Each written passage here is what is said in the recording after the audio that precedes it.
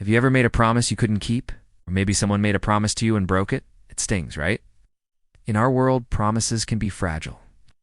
But what if I told you there's a promise that is absolutely unbreakable, guaranteed by the very nature of God himself? Let's dive into Genesis chapter 15 and uncover something truly profound about God's faithfulness. In this chapter, we find Abram, who would later become Abraham. He's feeling a bit down. God had promised him descendants as numerous as the stars, but he and his wife Sarai are old and still childless. It's a classic case of God's promise versus human reality. Abram is honest with God, saying, "Lord, what can you give me since I remain childless?" He's basically asking, how is this even going to happen? And this is where it gets incredible. God doesn't just say, "Trust me." He does something culturally radical and deeply meaningful. He makes a covenant with Abram. In ancient times, a covenant was the most serious binding agreement you could make.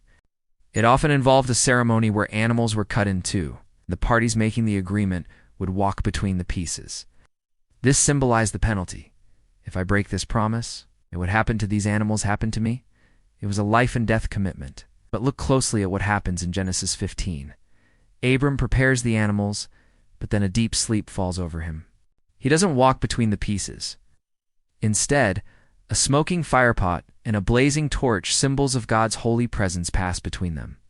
Do you see the significance? God is taking the entire weight of the covenant upon himself. He's saying, Abram, you can't keep this promise in your own strength, so I will make it for you. I will guarantee it.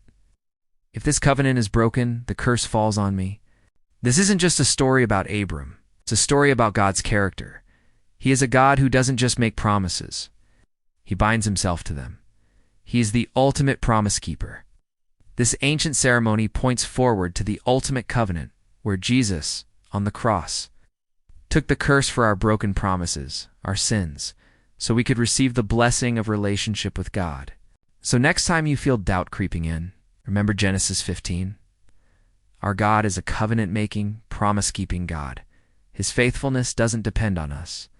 It depends entirely on him. And that is the most reassuring truth in the universe. Thanks for watching. If this was meaningful to you, please like, subscribe, and share it with someone who needs to hear about God's incredible faithfulness today. See you next time.